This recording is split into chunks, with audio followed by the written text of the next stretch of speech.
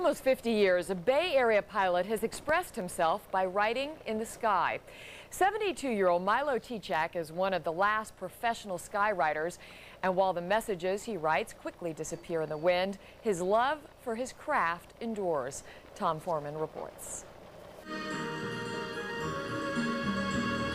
With his vintage biplanes, Milo Tichacek has been writing messages a mile long and a mile high for nearly half a century.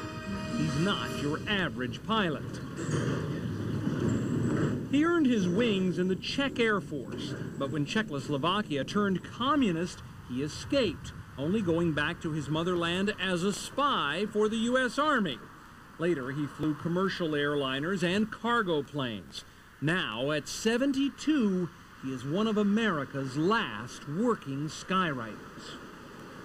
I asked a friend of mine, I thought it was a friend, he used to skywrite, and how you do it? He says, well, you guys have a lot of money, you know, for 80 bucks I'll show you. I says, no. So Tichacek taught himself, practicing above the clouds where no one could see his mistakes. He soon learned that the trick to making good letters was all a matter of timing. Figure, well, how would you do it, you know? So figure you have to have some way of timing yourself, so I start counting and draw the line and everything. I realized you have to do it backwards. Over the years, Tichacek has developed techniques for every letter. S is sometimes hard because you don't have, you know, you have to start a certain point. You don't want to exceed the bottom of it so it doesn't look shabby and everything. And so it's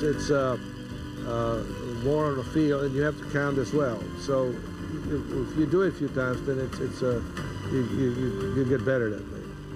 But no matter how neat Tichacek makes his messages, they don't hang around for long, especially if it's windy.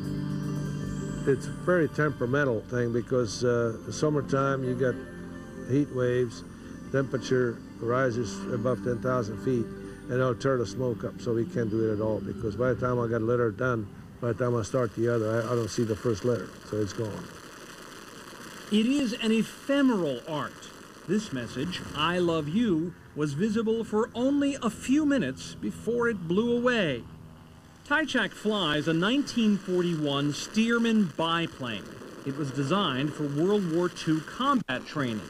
The engine has very high heat and a single exhaust point to expel the smoke, and that makes it an ideal choice for skywriting.